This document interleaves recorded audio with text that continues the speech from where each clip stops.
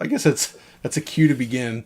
Welcome to another Digital Foundry live stream. It's been a little while. There may be some snafus, because I reformatted my PC. We're running trialing Windows 11 right now, and we'll see how that goes. But first of all, joining me right here in the same room, I guess I could get into a camera feed. it's Audi Surly. He's here. Yes, I am here with my own little webcam. So, and for good reason. Exactly. So, we're going to be playing what's called the Evercade VS today, or Versus, depending on how you want to say it. But I believe it's the Evercade VS, and we're actually joined by two people that are involved with working on the project. Firstly, we have Sean from Evercade. Hello, and we have good afternoon. And we have a cat. Yeah, So, The main Perfect chief timing. engineer. and then M4 down there in the lower right corner, you're one of the programmers and engineers that worked on this stuff. You worked on the hardware, you worked on the emulation. You've done a lot of work on this stuff, and that's pretty fascinating because I think today we're going to talk about a lot of this. Yeah, definitely. All right, perfect. Well, so Let's before we start playing, let's do an introduction to what exactly Evercade is. Okay, yeah. Because you did a Actually, video on this. I did do a video on the original handheld model, which was cool. Basically, it's a little handheld device that has cartridges as the. There it is. And there it is. basically, it plays real cartridges with games on it, and it has both emulation and I believe can support native games as well. And it supports a lot of different systems from so many different platforms, and basically they're sort of putting together things like let me grab something here like this. This is an example of a cartridge. It's the Worms collection, right? So you pop that open, you got a little cartridge. It's actually, if anybody knows me from watching Digital Foundry, you would know that part of the reason I was interested in this is just I like physical media, and I think it's pretty cool to have these. They're quite cheap, actually. Sean, what's the current going rate for these? Currently, it is €14.99 in the UK, €17.99, and about $20 pretty much. Excellent, excellent. And somebody just asked, yes, there is a Bitmap Brothers cartridge out there, and we're going to take a look at that today. But what the Evercade VS is specifically, it's actually a consoleized variant of the Evercade, but there are some differences, and we'll talk about that today.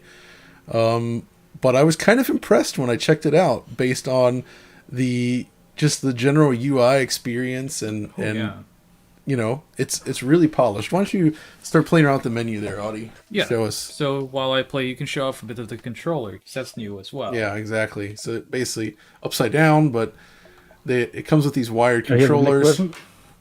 Oh, yeah, there's a black We got version. a black version there too. Yeah. That is pretty cool. It's got, triggers on the top there, 2 on each side, 4 face buttons. Pretty decent little controller, actually. It feels pretty good. It feels good in the hands. The D-pad is more, shall we say, Sega Saturn-like, where it's like not like individual. Yeah. Uh, Let's go with Chaos Engine then, huh? yeah, exactly. But what's the price of the actual VS system, by the way? So the starter pack comes with one game cartridge included and one controller, and that starts at £89.99, and I believe €99, $99. And then the premium pack comes with 2 cartridges, which I believe is the one that you've got there, and 2 controllers, and that comes in at I believe £109, Okay, and just a shy of $120 and €120. not bad. Actually, we have somebody in the chat actually kind of commented here. They're asking, so why did Blaze develop a home console in the path of the handheld? I think there's a couple of reasons behind it, really. The handheld was obviously a very good way to get into the market and to look at these kind of things and make sure it works. But at the same time, we knew that a lot of the things that people loved and enjoyed about retro gaming isn't so much the games at times, but also the experience. So when you're actually playing in front of a TV, playing in front of people, and as you guys have covered extensively on Digital Foundry, the the way that you can get older hardware to work on newer TVs, newer things can be quite complex and quite difficult, especially if you've got a more mid to casual level interest in retro games. So a TV console really made it quite easy for us to give that kind of experience with as much ease as possible, and then also bring 2-player. Oh yeah, that's right. And I want to say thanks to VJS there for the nice donation. Thank you very much, good sir. Oh, thanks so much. But that's actually a really interesting point there, because you know, you're right. Like if you want to play your retro consoles on a modern screen right now, I think the best device out there is the RetroTink 5X Pro, which is phenomenal, but it's pretty expensive, right? It's almost like closing in on $300 on its own, and you combine that with the extra hardware needed to play, and it does start to add up. Then, of course, you can just emulate on your PC, of course, which plenty of people do. And this feels like an interesting middle ground where it's quite affordable, but you're getting these games on real carts, and you've got some really nice emulation on here, I think. So, yeah, I think that was key to the experience as well, is that we wanted to make it with the emulation license. We wanted it to have as full a blessing as we could, and also get some semblance of officialness to it, because there's a lot of devices on the market that use emulation but aren't particularly scrupulous about where the games come from. And the one thing that we did want to do is make sure that if we're going to offer this experience, we offer it in a way that it plays as close to the original as it can, if not well. I know you've spoken in the original review last year about the Blastum Genesis Mega Drive emulator, which we use on the system, and of course, as you'll probably see, we've expanded the amount of systems that we can emulate, worked on the emulation, and brought that up to a really high level, especially for the value point that we're at. Yeah, for the most part, we basically went with desktop emulation, but we obviously had to optimize a lot to get this working. And television wasn't so bad, but with arcade games, there was months of work involved. For some titles more, for some titles less. Sure, that makes sense, actually. And I think the new thing to the Evercade verse is actually, which I thought was kind of cool, was the arcade stuff. Because I think all the prior releases were just home console games, basically, where now you actually have some carts with like actual arcade emulation, which I thought was pretty cool. I'm gonna be curious to hear more about that. Yeah, it's one of the things that I think when we first started, we knew that we would be able to obviously emulate the home console versions a lot easier, and those were available to us at the time as well. The arcade games themselves needed to be separately licensed, so they needed to come through in a different way, and we wanted to make sure that we did arcade right.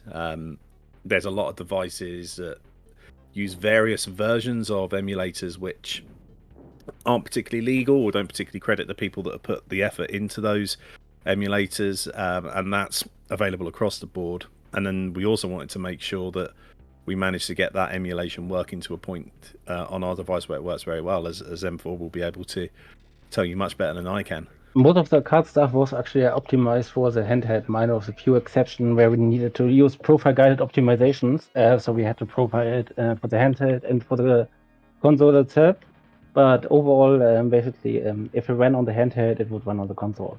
So, and that was very important to us, certainly, because we didn't want to create a product where we've built such a good following and word around the handheld that feels like that's left behind in front of something else. We wanted to make sure that the two synchronized quite well in their playing ability and what you could do. So, real quick though, so first of all, thanks to the Foolish Gamer for a nice little £5 donation and a cool critical hit there. And then Classy Game Fan comes in here with a question saying, love the channel. Well, it's just a nice comment, actually. Love this channel, love the Evercade, love seeing Sean in the wild, and love that mug.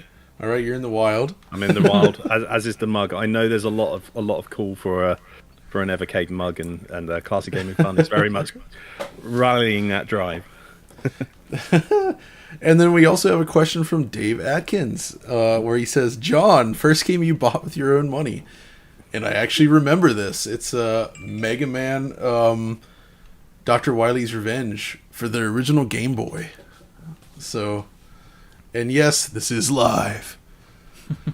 I don't think I could remember what the first game was I bought with my own money. It was probably a Spectrum game, but I mean, for me, it was a special occasion, right? Because I had saved up for that, and it was awesome. And also, we got Yoshi Vu in here, very talented CG artist. Yeah, one super talented nice guy. person in general. Yeah, yeah, just amazing. So, and somebody was asking earlier. Yes, it is. Audi and I are in the same room, so We are. there he is. And what are you playing on, Audi? Well, we know you're playing the Evercade VS, but what type of display are you using? Oh, I'm using the Multi-Scan G400, your PC CRT, on this desk. That's right, So, he's playing this on a CRT. so I'm having a very good experience right now. The game looks fantastic on this specific display. Because when I was reviewing the hardware at home, I was using, of course, my flat panel TV, and still looked great, obviously. But there's something special about playing. I agree. CRT, isn't there? Speaking of which, are there any filters in here for like CRT style filters and the like? Yes, German, what's up? You can enable it in the settings. Yeah, So Just open the menu. Yeah, so if you hit the menu button, which will There pause we the game go. and go down to display Display settings. settings. Yeah. See You should be able to add a subtle and strong scan line There we go. implementation in okay. there. Oh, unfortunate. So the thing is with scan lines and such is that they don't really work on streaming video They or don't YouTube scale because the window it displayed in the stream here is actually kind of scaled, right? So it's not you need for scan lines to work, it has to be perfectly even. I'm So not it looks, sure I'd recommend it for a CRT in general, because it's just additive to the actual CRT line. That's right. Oh yeah, it would look But- very strange for me. Yeah. Well, you're But playing. they are yeah. there if people do want them. I mean, it's one of the things that we know. It divides opinion in the retro community. Some people love them, some people hate them, and you know, Yeah. there's- Depends on the game, really. If it was made with it in mind. Actually, I might suggest if you guys haven't used the RetroTink 5X Pro yet, Mike's been putting in some amazing filters in there that I think are worth looking at. Where it's not just scan lines; it's actually takes into account like the vertical elements, like the individual phosphors in a way. That's a very cool looking filter that might be interesting because you guys have added stuff to this, and that's kind of the main thing, right? Is like it's not just a static platform still. No, and now we've got the ability to update this console via Wi-Fi with the built-in Wi-Fi chip. We can start adding stuff and iterate on it as it goes. So we can start putting anything like different filters, different backgrounds, lots of different things. It's mainly a sort of a limit of what can we do, how long have we got to do it, and can we get it to work? Of course.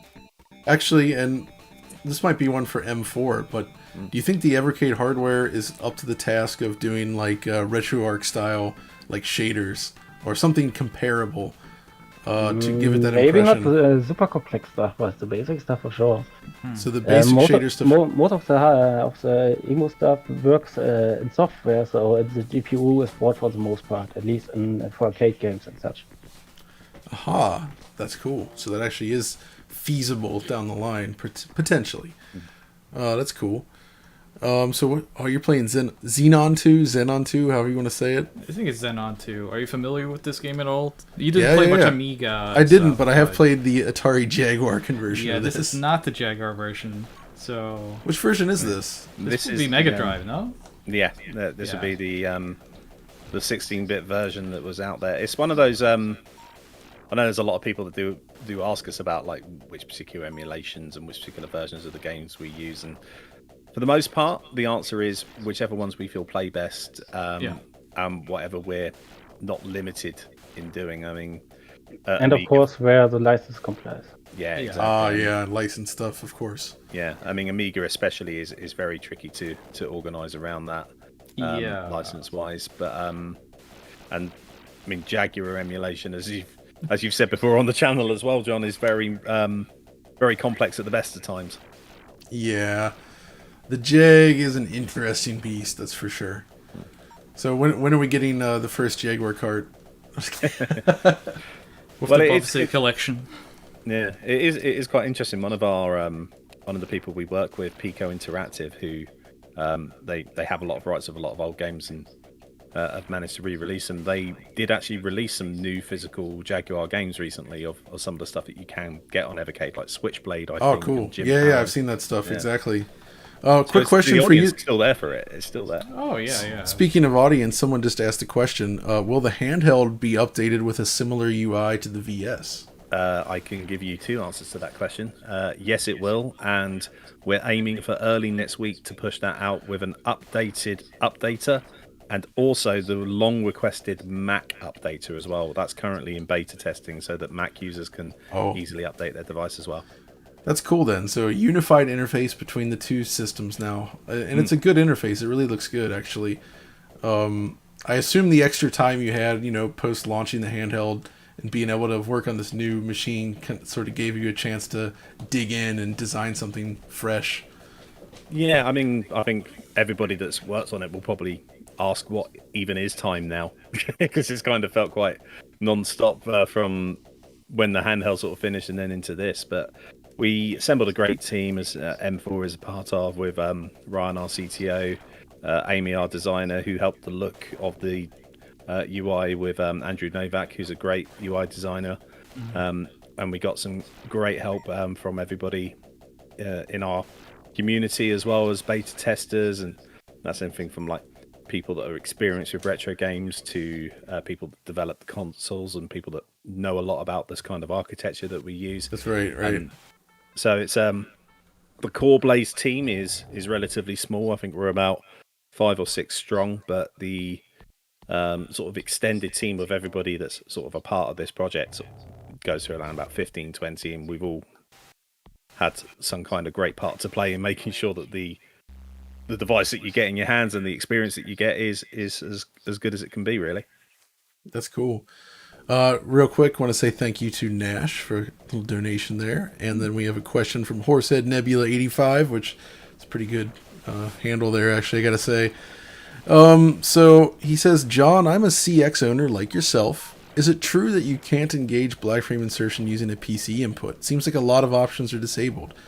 It does actually seem to be disabled in that by default. I don't know if you can turn that on for the PC input, because the PC input is just meant to be as raw and pure as possible. And for you guys, Sean and them, black frame insertion is actually pretty useful on a system like the Evercade VS. Are you familiar with that?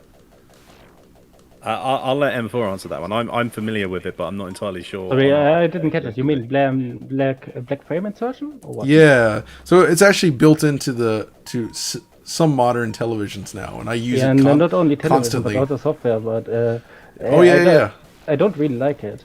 Oh, I love it because it's the only way to simulate CRT-like motion. But it depends on the implementation. If you really want to simulate it, then you need also to simulate the scan line out. No. What I'm talking about is specifically on flat panel displays with fixed pixels. There's like a persistence blur due to the way that they function, because they use sample and hold by default. And so when anything moves on the screen, it just blurs out, period. Whereas the CRT doesn't do that, because it's sort of redrawing the screen It's like the way it pulses the screen is different. Well, black frame insertion essentially solves that by blanking out the whole image. The problem is software versions of that and some of the hardware solutions still have some blur, but like the recent LG OLEDs, basically it's perfect. So there's zero blur when enabled, and it looks incredible. So it's really good for retro games. But actually, why don't you load up something like one of the arcade games? Alrighty. Let's see. Which of them? Which I'll let if you want to make it easier as well, you can press X on the pad, and that will give you buy per cart. So that's now your arcade cart. Okay. There you go. There you go. So M4, what would you suggest? Which one would you like to talk about in terms of? DD3. If you want to talk about, then DD2. If you just want to play, go DD3. Talk about it. Let's do Double Dragon 2 then. Okay. Yeah. The arcade version. Yeah. So the Double Dragon was quite tricky overall. Especially one, spent a lot of time optimizing the one only to have a cut, because we had this very stupid emulated lag on the second level. And as we saw, many people then think it's the emulator lagging, and that it's a bad experience. So in the end, we dropped it. Yeah. For DD2, there was a minor amount of work involved.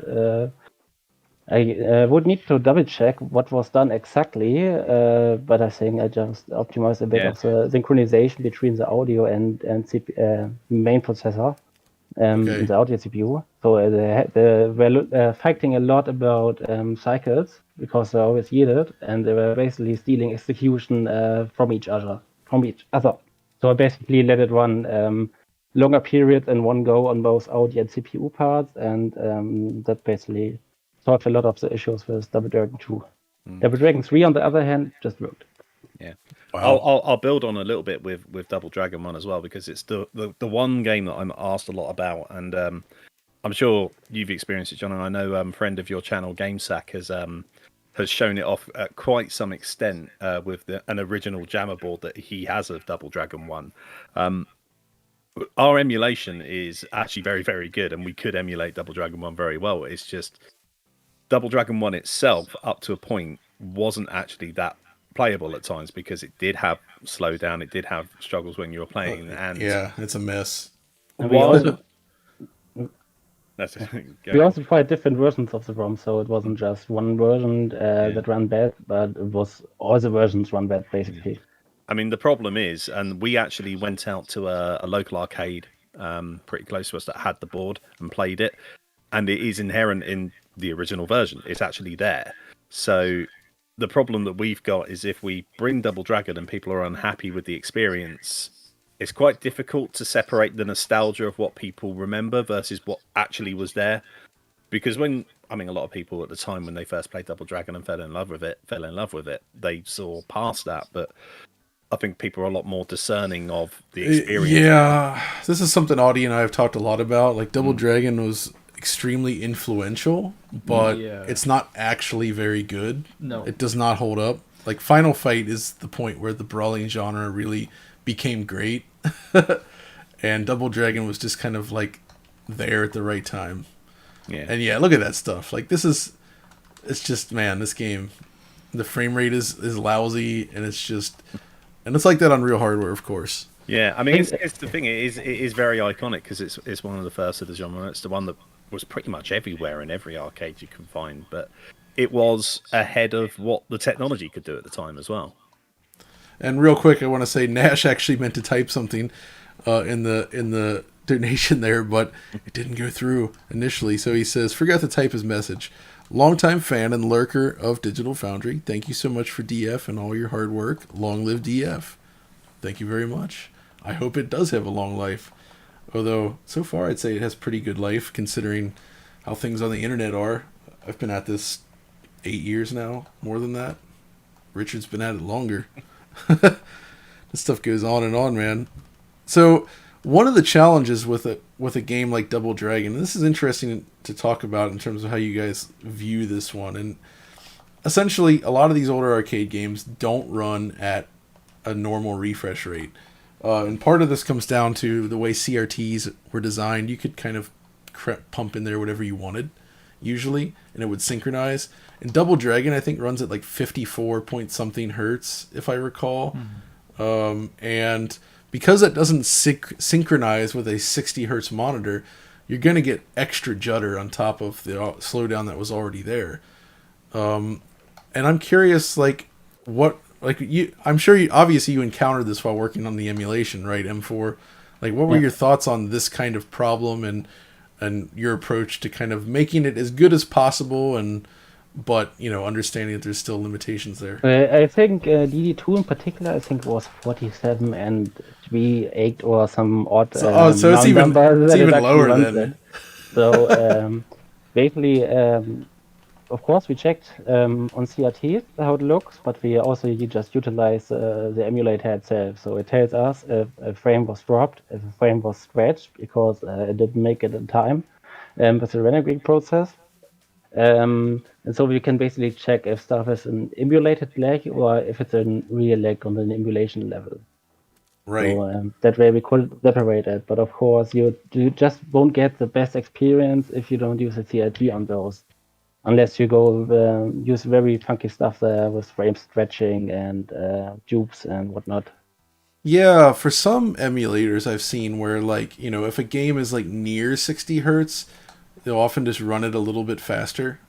Like if it's 58 hertz, it looks fine if you speed it up to 60 hertz. But if this is like 47 hertz or something, that's not going to work. It would play way too fast, I think. I'm just looking at this. Does this count as Audi trying to cheese this boss here?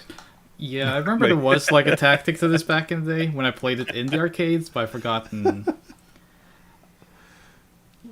So actually, this is kind of something maybe you guys can answer, because I'm sure you've been asked this plenty, and I see this kind of comment a lot. So what's the point of a device like this versus just using an emulator on the PC? It's your time to shine, Sean. What you got? So it's I am a child of the 80s and 90s, and I think a lot of people that enjoy retro games are of that generation, slightly newer, slightly older. And one of the things that we've kind of lost over time is the physical nature of games. Yes. There's a lot of talk when it comes to preservation of games and how having these games really helps and making sure that they're safe. But from the core fundamental enjoyment of games, there was a whole process. You got a box, you opened the box, there was a manual that you could leaf through. You had something like a cartridge in your hand which you could put in, everything from the cardinal sin of blowing on the circuit pins in order to get any dust out, and it was all part of the fun. And part of the reason for this, I think, is very much we want to connect with the good times of the nostalgia of gaming, and that's one of the reasons why we curate these games as well. And our ability to do this, have a physical thing, have something that becomes a little bit collectible but doesn't cost the amount of money that you would get with actually collecting for original hardware. It's a nice way for people to enjoy a lot of these games that they probably might have played before, and it also gives you a lot less choice paralysis as well. I mean, there's so many devices where you can just load up over 50,000 games and you'll play the same three. So having a curated collection of games really does help people sort of discover some new games that they probably wouldn't have played before or might have had an interest in, and also have some old favourites without just sticking to one or two here and there. But yeah, I mean, it enables us to sort of really reconnect to a time of gaming that a lot of people love, but in a way that isn't a reproduction of the original. It gives somebody a new, unique experience and something quite neat to put on their shelves, really, as well. Yeah, I tend to agree, and honestly, so that's actually something I've thought about a lot as well. Like not just related to the Evercade specifically, but everything. So, having a list of ROMs is cool and useful for sure, and I can see the appeal of that. But one of the things for myself personally is, and this even occurs when using like real hardware with like say like an EverDrive or something, when you're essentially given like a giant selection of games just in this huge dump, it's actually weirdly difficult for me at least to enjoy them properly. Yeah. It's overwhelming. You get into this mindset of, well, I'll just sample this one and then sample this one and then sample this one, and you never actually really dig into them. And so, and this is really just like a psychological problem, I think, that humans have. But when you have like a smaller selection of something available, it actually helps you sort of concentrate and enjoy what you have, which is interesting. So, it's cool to have the option of something like this and anything with physical media, to be honest. I mean, and I'm glad. So that's another thing. You're actually doing these arcade and console cards, like the carts, but you don't need the internet for them. You can just play them online. They're not like NFTs or something, and they're not doing like scanning cards and doing stuff like that. So it's interesting. And actually, somebody just chimed in about that I was describing their Steam backlog issue, and I actually think the old Steam sales were really detrimental to this, because people would buy like insane number of games. You just have this gigantic list of games, and it's like, okay, so what do I play? I've been in the industry long enough. I don't have one myself, but I remember when there were Steam accounts that enabled media and different things to have quite a lot of access to quite a lot of games, and I kind of think about that quite a lot when these kind of things happen. It's kind of like, yeah, there's just, where do I begin? It's like Exactly. it's like opening a dictionary and going, which word do I want to learn? It's really, it's just overwhelming amounts of choice, and I think it's there's another part of it which is also that I think by nature of people enjoying retro games, there's a bit of a challenge because the learning curve in getting into those games can sometimes be a little bit higher, especially given the lack of tutorials and things like that compared to modern games. So there's a lot of people that look at it a very completionist way. They quite like to want to play and complete the games and get the high scores and stuff, and giving people a smaller amount of games kind of aids that in a way. They're like, okay, I can spend half an hour longer on this than anything else, Yeah, and again, I mean, you guys are selling these at a pretty reasonable cost, so I think it's kind of a fair ask. I will say that much. That's pretty cool. One thing to note, by the way, for the viewers, if you're hearing an echo, I'm trying to minimize that, but I think that might be down to using the open-ear headphones. Even though I always use them, it is kind of bleeding through a little bit sometimes, so I apologize for that. And also, friend of the show, Thomas Nickel, is here. Hello, Thomas. Hi, Thomas. So, but yeah, actually, after you play a little bit of this, we should swap in a different cartridge. Sure thing. We could do Intellivision or the Worms collection. You also, I see Data East here. Data East is on there. I do enjoy some Data East in my pastime. I prefer Bimmy and Jimmy, to be honest, but oh yeah, well, wrong version. Exactly. So this so game... actually, hold on.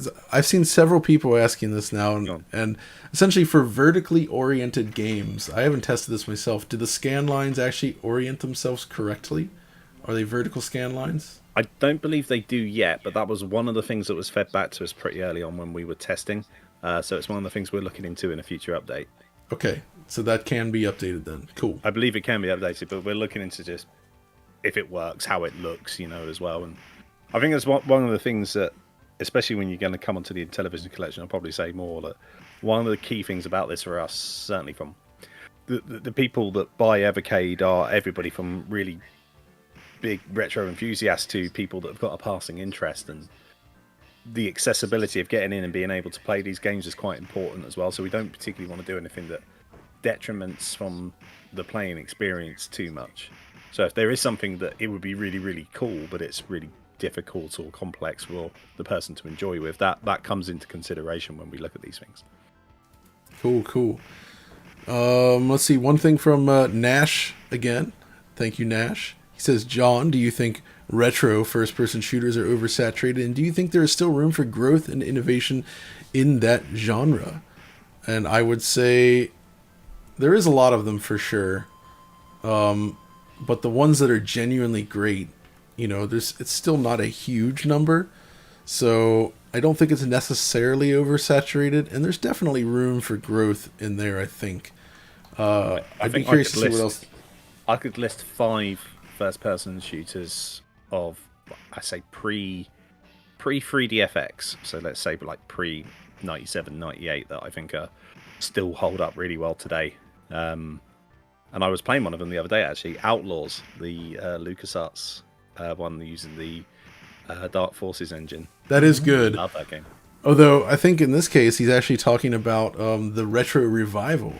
As you've seen, there's been a lot of shooters recently made on either modern or old technology, but basically new games being made in the style of those old shooters, and I say there can never be enough. But Outlaws is actually a really interesting one. Outlaws and Dark Forces especially, same engine. Those are great. Yeah, that's great. I loved your video on Dark Forces, actually. Oh, thanks. That was really good.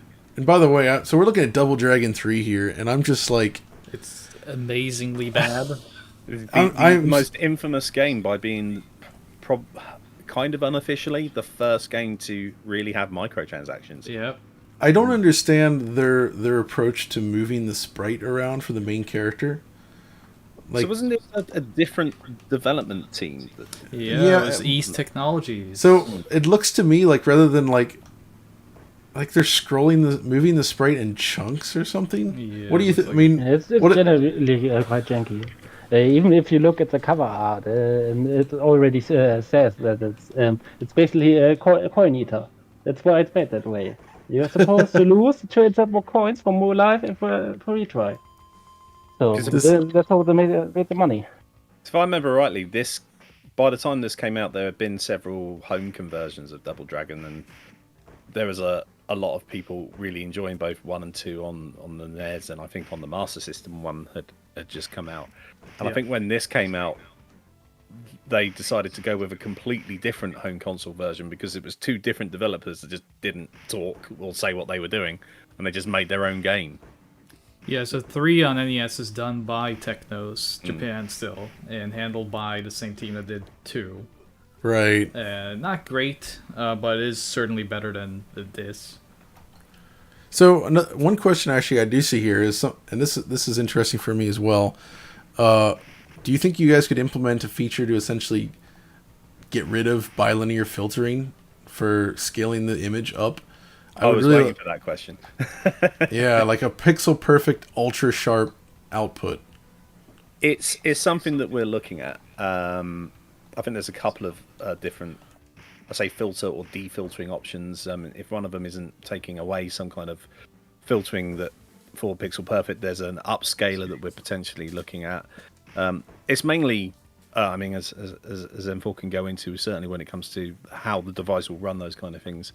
There are always things that we want to look at, and we want to try and get the best experience for everybody. We actually had to do shader tweaks for all the vector games because they were really, really hard to notice on both handheld and the actual console. So we had to boost a bunch of stuff via that mechanism already. Oh, interesting. So It's certainly something we're looking at. I wouldn't say it's an the main issue with bilinear would be like often it's that way that bilinear is something you can support on hardware, and nearest neighbor is not always available. I'm not entirely sure how it's right now on the VS because I haven't looked into it, but these are the kind of quirks you can expect. Those kind of reasoning. so it's not actually necessarily as simple as one might think. It could be, but it could also have a giant red tail. Interesting. Yeah. And then that's obviously going to depend upon. And then it's also that that games do their own splittering and have fun with that. But everything outside, of course, we can use nearest. That's not the issue. But yeah, that would be excellent to see, I think. Okay, what are we putting in, Audi? Let's go for Data East, and I guess we can swap in 2 cards. Okay, right? so we're gonna. So this is. I thought this was weird at first that the system has 2 cartridge slots. So I can show what you mean with this because I have the unit here. So Yeah, great. compared to the original Evercade handheld, which has the singular cart in the back, this has 2 carts underneath a nice little flap.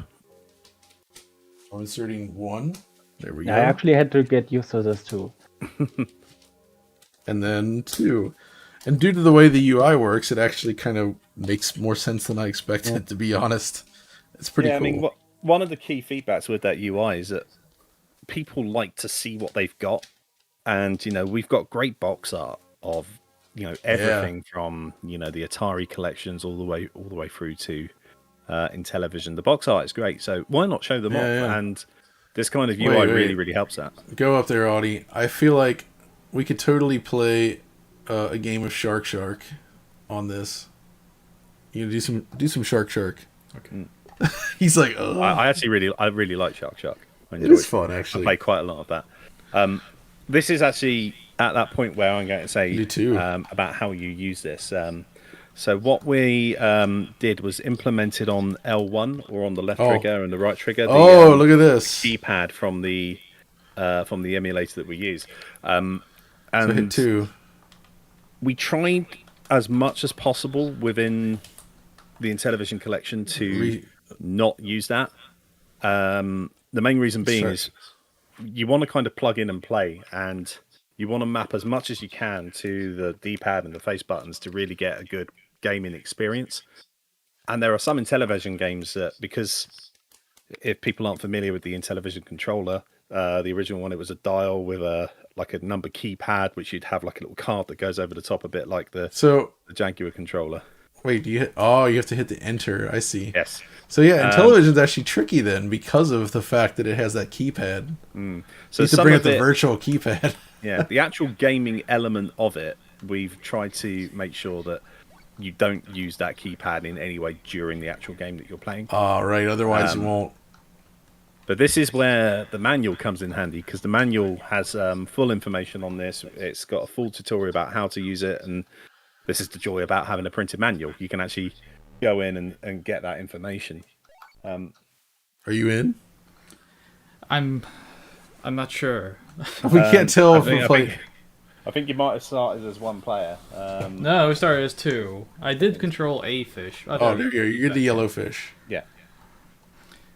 So you have to eat the fish. This is like I suppose this was popular Flow. back in the day, but I'd be surprised if anyone was excited for Shark today. Yeah. Although the concept reminds me of that game Flow on PlayStation 3, and it was the indie game from that game company, I guess. The ones that made Journey. I think that was their first game. Oh, yes. First big game. I'm sure they did stuff before that, but So I'll hold this up to the camera just so people can see. This is actually the manual that you get with Intellivision. oh, that's cool. And it's got an actual picture of the original Intellivision, so you can see what we mean by the dial and everything else. And it gives you a little explanation there about how to use the emulated controls with the keypad.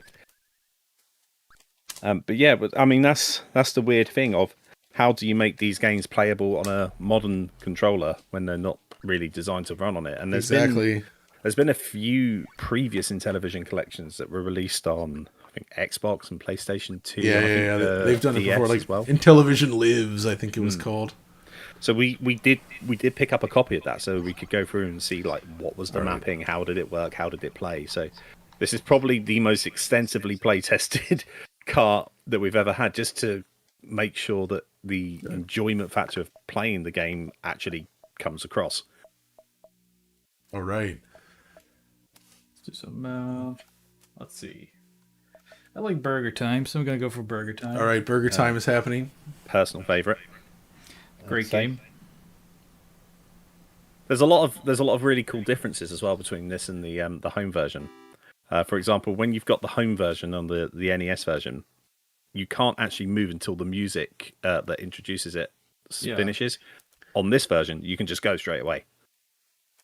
Also, quick question from Ishterhurst. He says, is a ColecoVision collection / emulation possible? Possible, yes. We'd have to look into licensing and things like that, and I think it's one of the things that we haven't sort of like is this list going to work? How can we get these games, and what do people want? Because I believe there's been a couple of console versions of those games as well, hasn't there? Like a flashback console and things like that. So, I mean, it's one of the things. Right.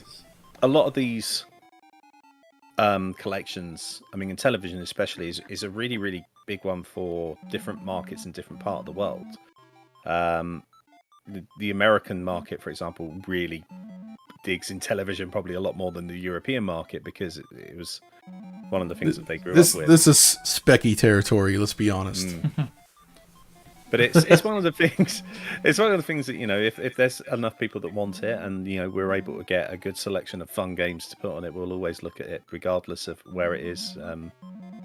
There's certainly no hardware capability stopping the games running. Well, you know, if you guys really want to get into the UK market better, you've got to do a ZX Spectrum cartridge and include a keyboard with little chiclet keys that feel terrible. And you got to pick the games with maximum color clash. Somebody asked me the other day about I was on something else, and they asked me about a very particular game that I love, but because we got a relationship with Codemasters, about whether we could do Rockstar 8 My Hamster, and I was like absolutely not, because that is a very litigious game, and I don't think it even exists anymore. Like, I think that's been buried in cement somewhere. I love the game, but it was particularly legally tricky, I think, even for then. Yeah. So actually, thinking of this, then maybe M4, or you guys can answer this, but I'm wondering, like, what do you see as like the ceiling for like arcade games that are feasible on this hardware? Like, I know obviously licensing is its own matter, right? But if you could just license any of those games, like, what sort of generation of arcade? You mean games? arcade specific, or you mean specifically arcade? Like, you know, again, not to say that it would happen, but you know, could you get like Mortal Kombat on here or something, or like a CPS2 level emulation, or like that kind of stuff? The thing is, all these arcade games are basically custom boards, so it really depends on the game and the emulator that runs it. So there is no answer to this that matches for all. But if we put it into perspective, the ceiling, the performance level would probably be around for the VS, Dreamcast, and 64. It's probably the highest it can really? go, but then with a lot of work from the emulator side and probably some other shenanigans, but it's probably the most you would be able to run there. All right, maybe, probably not the whole library, but probably a bunch of games. Yeah, tell me this then. It's one of those things like there's a lot of games that I would love to bring to this if we could get the licenses, but there is very much a making sure that we can optimize it and making sure it works, because all of these boards are custom. And that the controller has enough buttons. Yes, and that as well. I mean, there's plenty of like options out there. I think one of the games that I was looking at, I suggested, and we found that was a ceiling, was I think it was the Nomi device, because that's actually quite close to the Dreamcast and that kind of thing in that kind of era. So that we definitely can't do. I think. What about Sega Model 1, 2, or 3 hardware? Like, you know, again, licensing, I understand, but like doing like a Model 1 collection or Model 2 collection where it's like, you know, here's a bunch of very awesome Sega games from the arcade and that era running on a cartridge. I mean, that would be like almost killer app territory, I think. Yeah, I think there's a potential ceiling on some of them, depending on, I think, a lot of 3D acceleration on some of them, I think. We are actually running into memory bottlenecks partially. Memory then, okay. Yeah, especially since we use a lot of Neon for SIMD, single instruction, multiple data. It takes a lot of memory bandwidth, and we are able to saturate it for some use cases. Yeah, I guess that does make sense indeed. What about so N64/Dreamcast? You say then is sort of like somewhat the ceiling on the home console space. Then I mean that's also I think sort of a limit of the technology that there is available at the moment. Anyway, you know, one of the things that we wanted to do was build this device so that it was affordable, and of people course could get it. And once you start getting into certainly the sort of Dreamcast era, I mean, 64-bit era, we can do. Obviously, there is a lot of things to make sure that we can get right, and you know, a lot of optimization on anything that we need to do in that. But as soon as you get to those slightly higher pushing performance games, you start needing to put more components on the board, higher power chips, higher power things, and that starts bringing the cost on to everything else, and you know that can take it out of the especially with the current shortage. I mentioned it in the other chat before, like the RAM configuration. Like we could have used two smaller chips, double the bandwidth, or how we release in production with one chip only. But this, of course, how's the bandwidth? It's still more than enough for every use case and still be handheld. But in theory, if there were more chips available, like a few years ago, this also could have looked a bit differently. Yeah, I mean, as John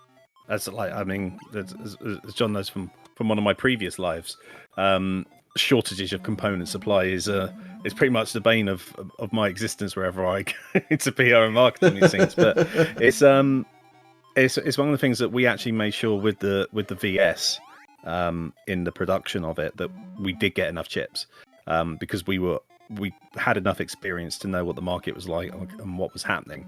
And it was very, important to us to make sure that we had stock, because we didn't want to do a product and then it not appear or be a phantom product for a couple of months or years or anything like that because of shortages that we couldn't control. So we actually bought as many chips as we could up front before we started production of the VS, just so that we knew we could hit it. So as soon as we knew exactly what the spec was, this prototype still had both, I think, both chips. Yeah. That shows. There's a lot of cooling paste. Yeah. But we later changed it, and I think it was like 24 or so percent. The memory bandwidth lower on that part. Yeah, but it's okay. it's kind of good that we did that, because obviously, as you say, you've got a unit there. A lot of the units have started shipping now from our Founder Edition, and the only thing that's really stopping us getting anywhere is another problem that's out of our control with international shipping and shortages of logistics. I will say, I mean, I for the people watching, I mean, I it's hard to appreciate, but shipping a product like this now is very difficult, especially that it was only in like half a year.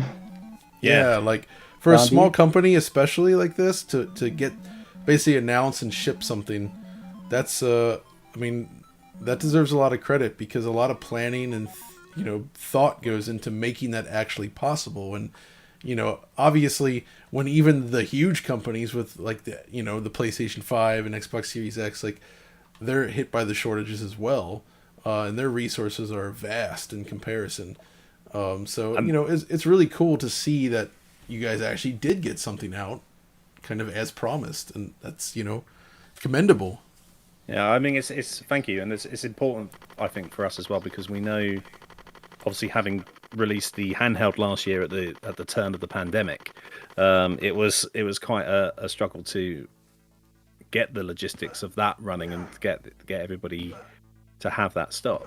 But we were prepared to know exactly what our problems were going to be and what was going to happen. And then, of course, there's a lot of things, not only with the pandemic, but geopolitically, that has stopped a lot of logistics work and things like that. And there is a point where we kind of sort of sit in the office and just do a big sigh, because it's like we have tried literally everything to get this out for the date that we do. And you're right, we're a small company. There's a lot of people with a lot more clout that will buy up space on boats and be able to get stuff there, and then us getting around is in lorries with driver shortages. It's really, really difficult, and I'm glad it's actually out and it's there, and that people are beginning to get it.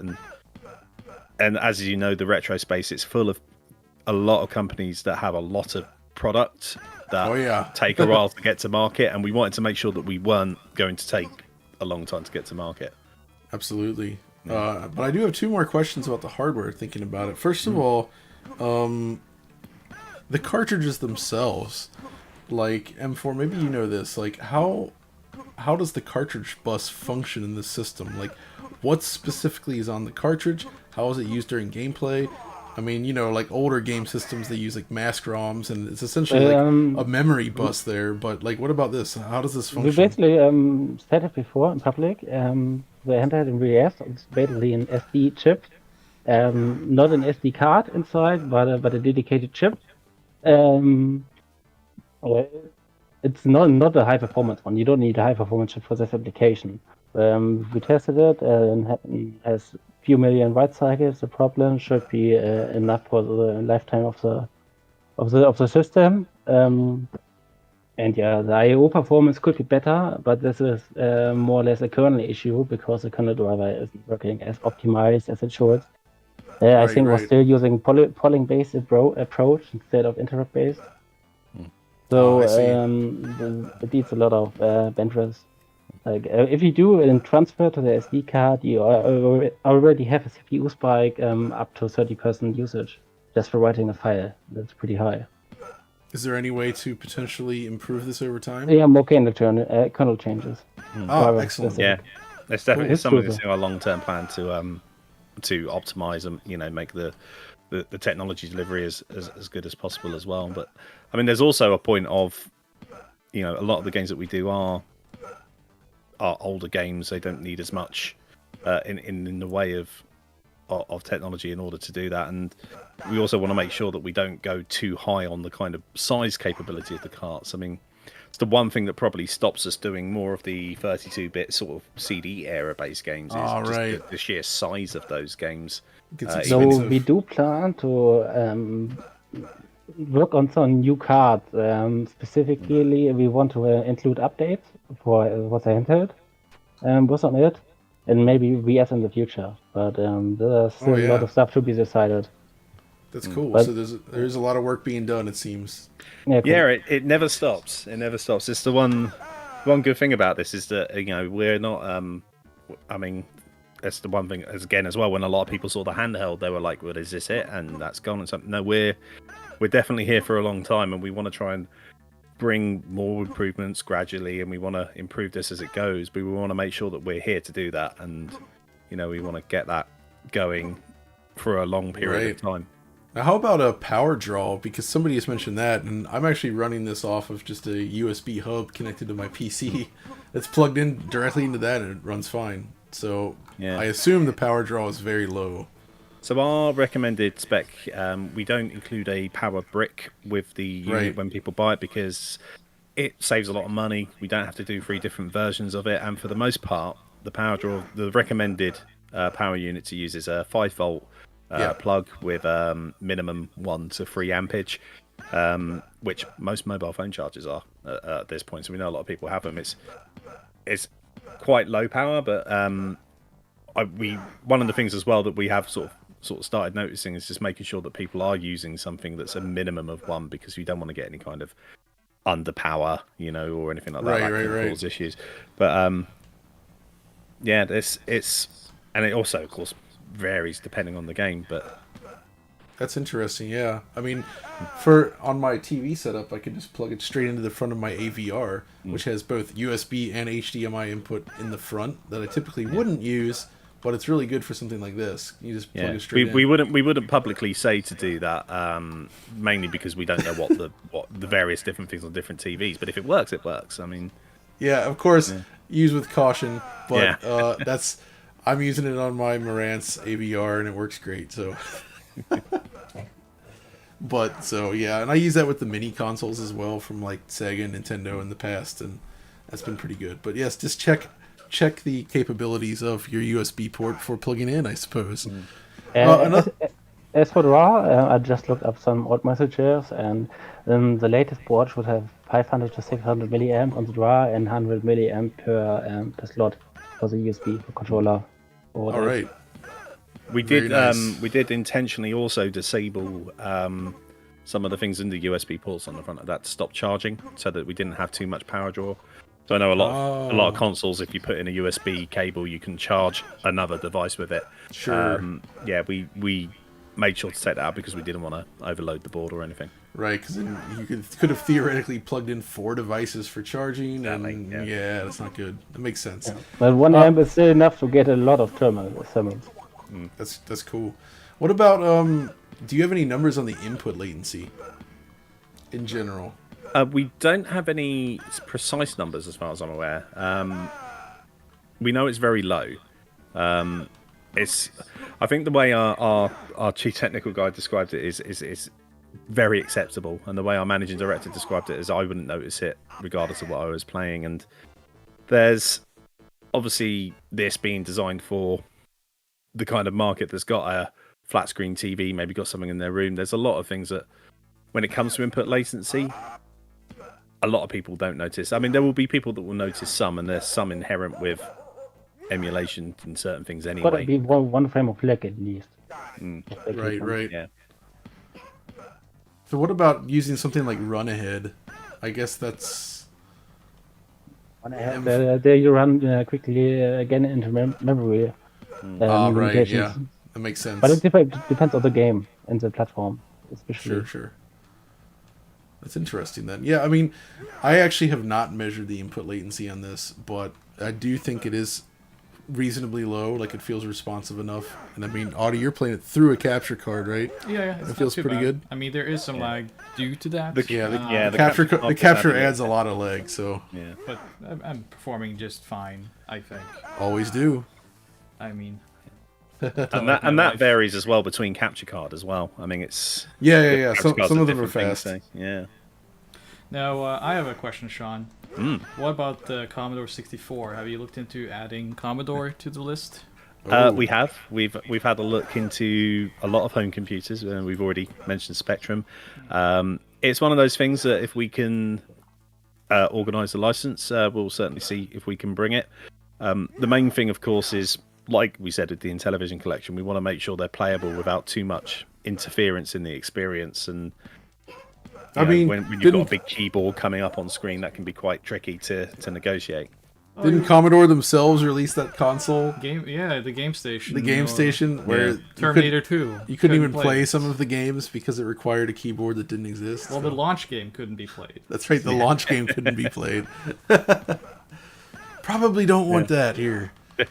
Yeah, I guess that's the problem with any sort of computer or micro game, right? It's just you have to make sure that it's not reliant on the keyboard.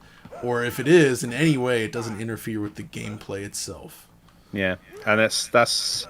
I think it's one of the things that's the sort of key to the experience. I remember there's a lot of micro consoles out there now that I think when the Commodore one first came out, it didn't have the keyboard, and a lot of people were a little bit upset because they wanted to use it. And then of course we got a full size one that had the full keyboard that people could use afterwards. Yeah. And I think we're going to have something similar with the Amiga one as well that's due. But it's interesting because one of the things that also as well when you do have games like that do require quite a hefty keyboard is when you're using a handheld with a smaller screen, it's very difficult to play because you have to put that on the screen, you got to make sure it's visible, you got to make sure it works, and then the user experience of that just sort of slowly degrades the more you add on to that. So I guess you would have to do like custom mapping for each game, like internal custom mapping where you have the essential keys mapped to the controller for starting the game and things like this. Yeah, I mean, most Commodore games are one-button games that are played via the joystick, so it is possible. Yeah, it's very possible, and as I say, it is definitely something that we are looking at. So, I'm happy. Yeah, excellent. What about a Sega Master System? We'd love to. I've got my own personal wish list on that. I mean, I've got my own. Actually, you can't see it's below me, but I've got my own collection of Master System that I dip into quite regularly. The thing is, with a lot of it, is which is owned by which licensee, and I think that's actually one of the things that's tricky with officially licensed retro gaming on the whole is working out who owns what, where it is, and if there's any third or fourth party that needs to be involved in order to license them. I mean, there often is, and that's I've been looking at the chat. I'm surprised nobody's said the one Konami arcade game that constantly gets mentioned in any of our mentions, and but it was at the time owned by about 3 different parties, so you can't really release it, and there's lots of different quirks around it as well. But if there are sorry, go ahead. I say if there are games that will run and that we can license, we will. I mean, there is a Master System game which is a homebrew game hidden in the Evercade VS, which is I won't give away too many secrets because I know people like to find the secrets themselves, but I will say that it is a Master System based game, so actually to run it fine. Maybe you can spoil us on one such thing, because this is an interesting thing. So like you can unlock bonus games, right? Like just by putting in the right combo in the VS. That's right, because we've got the 2 cartridge slots, and we do have collections or multiple collections from the same publisher. So, for example, Atari 1 and Atari 2, which were the home console ones, you can put both of those cartridges in, and when you look at the top of the VS where it says how many games are on, there's 20 games on each of that cart, but you'll have 41 games in total, so it will unlock a bonus game. There's a couple out there at the moment of the existing carts, and because we got the Wi-Fi update, we'll be able to add more as we go on. And we have a secret keyboard menu, which is like a password keyboard menu, where people can just go to town and just try and find stuff. Really, it's one of those throwbacks, I think, a bit to how people used to try and find cheats and a lot of different things in games, and we quite like to lean into a lot of that experience when we were building this. Yeah, that's fun stuff. I like that. Another thing John and I talked about a lot recently, because we were playing like Splatterhouse for our DF Retro, and the Evercade is such a great situation where you can like do these complete compilations of franchises as well, bearing the license, of course. We saw something like the Castlevania collection on consoles, right? But something like a Splatterhouse collection would be cool, because that's never been done, and the Evercade could do that. Yeah, I mean, it's possible as long as we can negotiate the licensing side of that. I mean, we've already got for the handheld Splatterhouse 2 and 3 available on one of the cartridges, and right. That's one of the sad things about this is that our license with Namco only extended to the handheld, so it meant we weren't able to make them compatible with the VS yet. So we're still talking with Namco to see how we can renegotiate and try and bring those. That's super weird, actually, because, But in theory, you are right. We can do collections of various different things, various different franchises and licenses. We're not just limited to we have to do a system per cart, or we have to do a franchise per cart, or a publisher per cart. We do that because it's a nice way to sort of get a collection that's curated. But we've done like the Worms collection is just 3 Worms games. Actually, you know what, Audi, we might want to put in the Worms collection, because I believe that actually uses the PlayStation version. For Worms Armageddon. What about the other two? So the original Worms game is the 16-bit Mega Drive version, I believe, and Worms Blast would be Game Boy Advance version. Oh wow! Which technically is 32-bit, but yeah. That's pretty cool. So we have some GBA emulation in here. So GBA and PS1 emulation we can look at now. Now, what about like classic home computer like DOS? Have you looked at any games from like the DOS era to put on the Evercade? Again, you have the same. I mean, probably just as bad a licensing issue with some of those, finding out who owns what. But we do experiment with a lot of these things to make sure that we can run them. Armageddon. It's not impossible, but again, it's also one of those things of if you were to bring a collection of, say, an old publisher that's now owned by about 2 or 3 different people, and those games are owned by 2 or 3 different people, it starts getting really complicated to try and work out the legal negotiation of that, as well as getting that published as well. I mean, so real quick, we have a question, donation from H the B, and he's asking. He said he bought the Evercade VS Founder Edition so that his name will appear in the credits, but it's not, even after a confirmation. Why is it missing? So that should be in there. I mean, what happened is our Founder Edition customers were sent an email from Funstock, who provided the console, and everybody basically got a limited amount of time to provide their name for it so that it could go into production, and then it'll be in there. So if you do look at the credits, it should have everybody that submitted their name for that Founder Edition. There is going to be a couple of bits of human error here and there, and we're looking at doing a big one-off update to sort of add as many as we can if there is any that's been missed. So H to the B, if you've emailed either Funstock support or Evercade support or both, we can log that, make sure that everything was submitted correctly or not, and then we can look at adding that into the update. That's cool. So there we go. Yeah. Should get updated there. Actually, what's up with can you guys do sort of like IBM x86 like PC DOS games on here? Yeah, zero. That is possible then. Yeah. It won't spoil stuff, but we fucked around with some stuff. Like, I would be curious, like, for instance, we're looking at the Worms collection here, and it's the console versions. I mean, would it have been feasible to play the PC, like Worms 2, for instance, on the system? Like, theoretically. Yeah, there's definitely optimization needed, but in theory, it's pretty doable. But cool. the primary issue would be simple memory. Not the benders, but simple always, size. Yeah. I mean, that's interesting. It's actually really cool to see that this is actually the PlayStation version running. I mean, one of the things that might even be better when we're looking at a lot of these things, certainly when it comes to games of that era, is it actually worth converting them to native code on some of those? Because it is one of the Right. things that Yeah. we could probably do.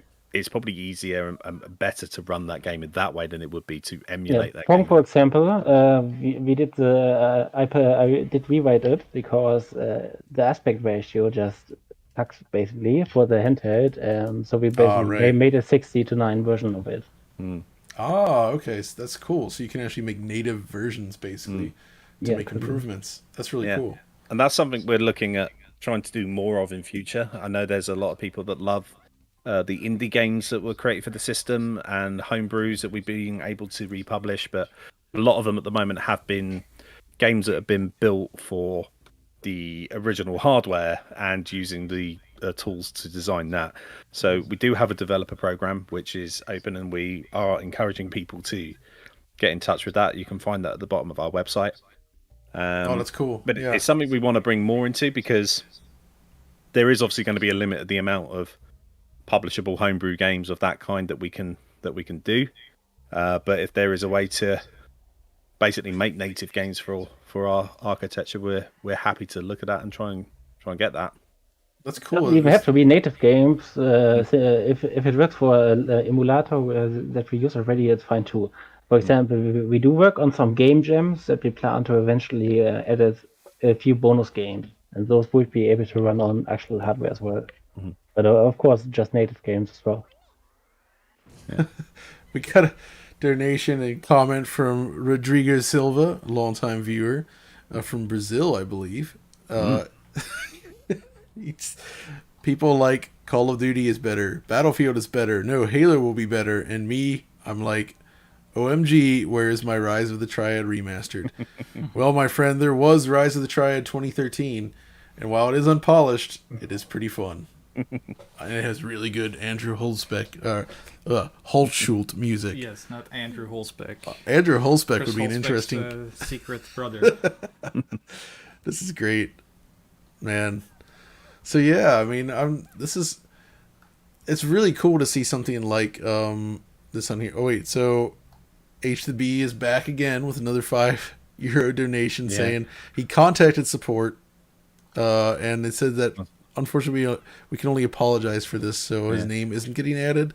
I'm sure you guys can work something out, right? We can work something out. It's something we're aware of. I know that's come across my inbox as well. So I mean, if you email, I'll just plug it, support@evercade.co.uk. H to the B, we'll chat with the team and try and get that sorted. That's cool. I mean, yeah, these things happen. It's I frustrating, mean, but it happens. It's as automated as it can be, but there will always be potential human error at some point here and there, and we know. Exactly. I can say there's actually only 2,214 people that applied for founder credits. Yeah. So Okay. I mean, we sold out of that founder. Less than half. Yeah. I mean, some people don't want to be added to a founder credit. It's a nice bonus for some people. Some people didn't want to add their names. That's fine. But that's all cool, there, cool. and it's there is. I mean, if anybody's ever in the Evercade Discord, they'll probably know that Try there GBA next. is something in that Worms credits, Blast. which is a bit of a troll. Oh. Yeah, it's one of the. This is the thing when you get a lot of engineers together to make a console. There's always like little bits here and there. Especially engineers that have fun doing it. Right. So, now we're looking at Worms Blast here, and I actually think that we've got PlayStation emulation, we got GBA emulation running on here, which is awesome. And I think all on the same cartridge as well. So it's that's a great thing. It's really weird seeing. It's actually one of the concerns that we did have when we were looking at this was how are these older handheld games going to look on a big TV? Because there's obviously going to be a limit of how they were designed, Sure. and Atari Lynx is one of those. Well, Lynx is really low res though, Yeah. like lower res than like the Game Boy and everything else. But GBA is a little better. Speaking of that, actually, maybe bad example because we just wrote it, but there's still an issue with Pong where it's super fine and because it looks really good on the handheld because the screen is so small and I tuned all the animations for it.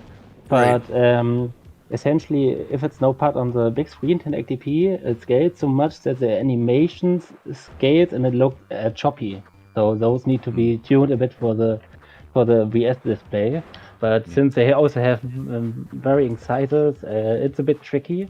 But that part is also still on my to-do. But if you want to buy, it looks a bit choppy versus, let's say, the vertical link issue. That's just an animations not being perfect, or whether they are optimized for the handheld.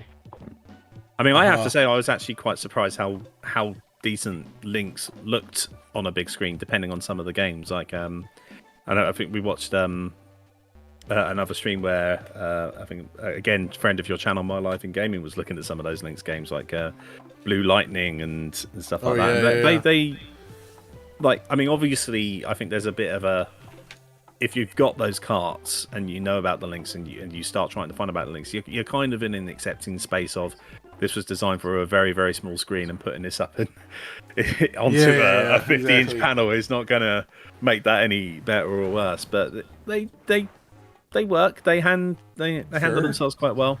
I haven't seen that. I don't have that cartridge, so I haven't actually seen the Lynx emulation. But I was very curious to see. I'll have to get that out to you so you can see. It's the Lynx it's a lot of fun. It's a weird machine. It's a very capable handheld for the era, I think. But conversely, their approach to drawing the screen means that it's usually not that fast. At more simple, like you can't do like a normal tile map kind of scrolling play field at a smooth frame rate. Lynx is one where I searched the entire library for fun to see, is there even one game on there that runs at 60 frames per second? And the answer is no. Versus like, say, the original Game Boy, which appears much more simplistic visually in many ways. Most games are 60 frames per second on there. So it's fascinating, the trade-offs. But the Lynx traded that for lots of scaling and rotation and like moving sprites around in an interesting way that wasn't feasible on any other. But what was the actual I hate display this on it? game. What's that? But what was the actual display on it? The Because resolution? there's no point rendering at 60 FPS if you only have 30 in output or 20. It would make no sense from an engineering point. Oh, I mean, sure, the display could handle that. It's just Okay, if it can handle it, then that's a fair criticism. But even still, it would be foolish, I think, to release any sort of device with even back then. I mean, Game Boy, Game Gear, like, because the default for 2D side-scrolling was 60 frames per second, right? That's what those games tended to run at. And the hardware, like the Game Boy screen is very smeary and ghosty, but you still get a benefit from higher frame rates on there for sure. I think the maximum refresh rate actually of the Lynx screen was, I think it was actually about 75 hertz. Yeah, so the Lynx has some kind of strange refresh rate as well. That's unusual for the time, and it's a fascinating machine. I think like Dave Needle maybe worked on that did the Amiga stuff. I don't know. It's a weird system. So it's one of those things, it's and cool though. those kind I of, like it. Those kind of curiosities is one of the great things about what we're trying to do here as well, is that people want to discover these things now. Back when we were young, it was cast off, and you could probably have picked it up a few years later from a thrift store or a car boot sale or a yard sale for like $20, $30, because people just wanted to get rid of this hunking piece of plastic that took 6 to 8 AA batteries and just chew through everything. People sort of didn't really care about it back in the time, but now the curiosity's there again, because people want to understand gaming history. They want to understand what it was, what this particular microcosm in gaming history is like, and obviously the original hardware is difficult to get, and this is one of the reasons why we do what we do. This made me think then, like, is there any theoretical possibility of doing something like multiplayer Lynx games where you run multiple instances? Because like we've said it before, but Audi and I often attended something called JagFest, the JagFest. I swear I'm not kidding. There was actually an Atari Jaguar festival here in Germany. It went for 20 years and only didn't happen because of the pandemic. And each year they would have a tournament where people play checkered flag in 8-player mode on the Lynx. So you link like 8 Lynx consoles together, and you can play it that way. which is cool. But I'm thinking on a device like this, I mean, you could at least do theoretically 4 players, right? Like you could do 4 instances of the emulator, but I don't know like if it's even feasible to emulate the game 4 times on such hardware. We could try it and see what Is that 4 happens. cores? 1 core per game? Oh, there you go. 1 core per Yeah. game. Exactly. That would be wild. Because it's like, if you guys ever seen Virtua Racing on the Switch from M2, they did an 8-player split screen mode on that thing. Yeah. Which, so, 4-player checkered flag. That would be cool. That would be pretty cool. We'll have to give it a go. That I'm sure our chief technical officer, if he's not watching this now, is going to watch that back and he's going to be like, right, everybody into the office. We're going to clear the decks. No. Let's get some tables out. Let's make this work. That's a fun idea. All right, what are you? I see. Sly Spy. Yes, the winners don't use drugs screen. Mm-hmm. The It's iconic. It's very good memories of every arcade having that screen. I love it. Yep, absolutely. Oh, Sly Spy is a great game as well. It's one of those things that it's pretty simple, but it's pretty sort of tongue-in-cheek of everything there was at the time. As I think a lot of Data East games at the time were. Yeah. I think it is RoboCop 2, isn't it? Where there's a guy is slammed. There's an entire Data East sponsored arcade because they did the RoboCop game, and in the movie, a bad guy is thrown against a bad dude's cabinet, but it's actually running Sly Spy on it. I think so, yeah. Oh, yeah. Thinking of Data East, so you guys put Midnight Resistance on one of the other carts, the Mega Drive version, which is pretty cool, especially the music. I think that's one of the main reasons why we did as well, because we know a lot of people love that music. It's so good, yeah. And that made me think about the arcade game, which opens another Pandora's box where there's some arcade games like that use a unique control scheme. And I can imagine that not really working too well. Like, I think in Midnight Resistance in the arcade, it used some sort of like aiming system where you can like rotate your aim independently of moving. It's weird. I mean, there are some things that we can do and take a lot of work to do. I mean, one of the things that we've done with the Atari collection, the Atari arcade collection that's with this as well, is we've had to sort of manually work out how a mechanical based machine can translate to a pad. Yeah, exactly. My background is as a long time ago as a games journalist, and my background on that is primarily racing games. So Night Driver on that, I personally spent a lot of time trying different things to try and find the most natural way you could feel about going through gears 1, 2, 3, and 4 with the pad that actually felt like it was like you were using a H shift pattern. Right. So there are things like that where there are different control schemes or difficult things, we can certainly look at and try and get them. But it does open a bit of a Pandora's box with a lot of those things. And I mean, as well with arcade games as well, is making sure that everything's there is usable as well. I mean, the game, music, image rights. I know that's a big thing on something I've looked at. So yes, image and likeness rights and stuff like that with a lot of old games, and that can be troublesome. Man, this game is awesome. Yeah, it's really it's a bit of a sleeper game, really, because it's not one that I think there's a lot of people that do remember it, and there's a lot of people that don't, because it was very American focused. I think with this cab, I don't think it came to the UK shores that much, but it's just a lot of fun. Heck yeah. So I saw an interesting question here that somebody asked for. It's like, what's the one game you guys wanted to license the most but couldn't get it? Although I don't know if you can say that or not, but at least can you confirm that there's a game that you were like, man, I really wanted this and just couldn't get the license going? I can't answer for licenses, but the one game where I basically wanted to get it working the most, because I was working on it the most, that would be like Double Dragon 1. For the collection we had planned back then. It didn't work out that way, so we split the card and didn't license it that way.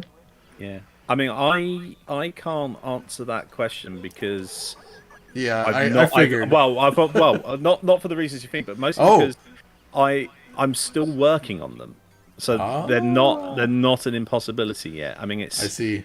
It's one. I think the one thing I will say is at the moment is the disappointment of us not being able to get the Namco collections on the VS with that license. I think that's the main thing that really annoys us, because I mean, even me personally, I Namco love stuff. Galaga. I love playing those games and stuff. So I'd imagine that probably wouldn't be an issue going forward, though, because like now licenses are being done with both in mind, right? So very much so. Yeah, I have some comments for Slice by. I checked the code, and basically for it we had to increase the audio CPU clock to I think 3 megahertz from Fjord, and it basically had a few driver backports. So that's the thing with a lot of this. I mean, a lot of these games are available now on modern systems, and a lot of modern systems are quite well powered. And what we wanted to do is sort of bring the right games with the optimization to make them look and feel good. And Data East, there was a few things, because they've been obviously documented and emulated quite well, but there are little tweaks here and there. I mean, there is an emulated bug on Wizard Fire. Okay. That is actually in quite a lot of the other commercially available versions of the game, that if you select one particular character, when you hit their attack button, the music sped up, and it sped up the clock speed. You mean Dark Seal? Yeah. Dark Seal, Wizard Fire 1. Yeah, but for Dark Seal, we had to backport the drivers too, and I did rescale the audio clock to, I think, 0.23%. There was some really, really odd stuff, for sure, but it basically fixed all the issues we had back then. Yeah. The world of arcade emulation is fascinating, because they all use these bespoke boards, and it seems like a lot of these things were developed, and they're not always as clean as you might expect. No, they're not. And one of the other collections, the Galcade collection of the Spanish developer, there was actually a lot of things with those arcade games that have stopped them being available for people to use commercially, or to actually get real good emulation on them, because they had what was called suicide chips. They had things that were anti-piracy that would just go. And we're only now, like some 20 years later, getting to the point that we can actually start looking at these games quite regularly and start looking at the emulation of them. But we had to do a lot of work with that. And just think about MAME has a MAME scheduler has a wait, how's it called? Forget the words. 1 second. It's approximately precise up to 1 quintillionth of a second. It's a lot. It's like one quintillion to a second is like one sand corn to the whole earth or some shit. Like, it's a really, really messed up accuracy. I'm loving the way that shark exploded. Yeah, that's pretty violent, actually. This game is awesome, and Karnov is in it. But yes, that's interesting. I think I've actually got I got a little social post going on the weekend. I took a couple of videos from this game, because there's a lot of references to other Data East games. There's been Bad Dudes, Cholnov, and Karnov in this level. I love it. They used to love like self-referencing themselves, and it's a lot of fun to sort of see that now. That reminds me, Audi, was there ever a Data East house band? Yes, there was. Gameadelic. That's right, Gameadelic. Excellent. That was a great thing back in the day. Was a lot of these Japanese developers, they had their own house bands. That, and, you know, I've spent many an evening at 2 or 3 o'clock in the morning with some whiskey, going through YouTube and listening to a lot of these bands doing live gigs. It's amazing, dude. I love this stuff. Oh man, it's kind of weird that it's one of the things that we don't sort of really get here. I'm going to say in the West generally. We tend to do video game music really well, but we do it from the point of view of looking at a lot more modern, a lot more sort of deep orchestral. And I think the main one that we've sort of been able to do like concerts of and things like that's probably the most retro has been probably Zelda concerts and listening to Zelda music and things like that. Of course. Because a lot of it is all quite big, grand orchestral CD-based music for a lot of these things now. But I think there'd be a very happy market for people to come and listen to a lot of these old school Japanese house bands from these developers if they did tours, or if there was somebody that decided to be their own cover band of these bands, you know. Well, there was a few already. So Yeah. there's a few in Japan currently active, and there have been concerts of game music outside of just the symphonies. You have things like MagFest back in the day, had a lot of the cover bands. So That's cool. yeah. And yes, we are in the same room.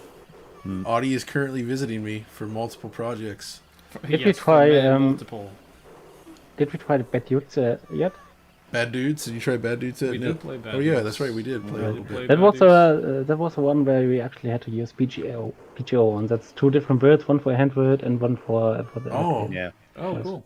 Interesting. Mainly just to get the optimization of it working well as well. If you didn't notice anything, I did a good job. Yeah, I didn't notice. So, I think the biggest question the audience would have, though, is that would there be a Rise of the Robots collection coming anytime Oh. soon? Oh, interesting. That was actually a game that I looked at recently because yes. I thought, where's the license for that? What's going on with that? And then I was trying to think about how many different versions there were of it. So the one I always used to earlier this year, my catchphrase whenever anybody asked me about these things was never say never, because you know, with the right contact and the right agreement, anything can really happen really on these things. You could totally get this going. Well, you know, Royce the Robots had the canceled arcade version, which was actually the best version of Rise of the Robots. So maybe the Evercade could be the first official home of the arcade. The arcade version of Rise of the Robots. We're not averse to that. I mean, we do quite like doing things like that. So Mappy Kids on the first Namco collection was I think it was the first Western release of that game translated. Oh yeah, wow, that's right. The Galeco arcade collection that's coming out has games that have never been re-released before because of their things. But one of the key ones, World Rally, was originally going to be ported to PlayStation, I think about 97, 98, and that got cancelled. So it never got released on home console, even though it was due to. So there's a lot of these things that we find and we quite like, and one of the upcoming collections next year that we've already announced, Renovation Collection, which is Renovation in the US, Telling in Japan, never came out in Europe. So this is technically the first official release of these games in Europe in a physical form. That's good stuff. Other than repress. And by the way, for the people wondering about why my feed has some color and haziness versus Audi, it's because one of the ways I was experimenting with this is I'm getting that hazy look because I have the teleprompter lens slid on top of the actual camera lens, and then using the very bright RGB blue light from the monitor that's right by it, and it sort of puts this like blue haze on. It's kind of interesting. So yeah, I do have to admit, I saw you were upgrading your look when I watched the DF weekly, and I was like, do you know what? I need to bring myself to the party here. So I've got a ring light here. Yes. I've got quite a lot of light coming from like the monitor anyway, and then I've got this lovely mood light behind me that I can change the color to whatever I want to. I have my actual colored lighting off at the moment. It's just the color comes from this monitor. Yeah, I just tried to make it look purple today, just because of the sort of neon VS colors and stuff. But heck yeah, yeah, man, we've been at this for like over an hour and a half now. Oh wow, yeah. Is there anything else? I was saying you must be getting close to the traditional thing of all arcade games, which the Data East arcade games are very, very guilty of, which is giving you every single boss in the last level over and over again. They love to do that. Yeah. You have the golden gun though. I do have the golden gun. I have to select it though. I don't want to push the wrong button. Yeah, this is good, man. I love these little things. They are mini boxes, which you love. Yeah, that's another thing is I like the cases for the Evercade stuff because it reminds me of the especially the Sunsoft cases or the Namco cases like on Famicom and Mega Drive. Have you seen those? Yeah. I love those. They ship in those little plastic cases, and it's very similar size.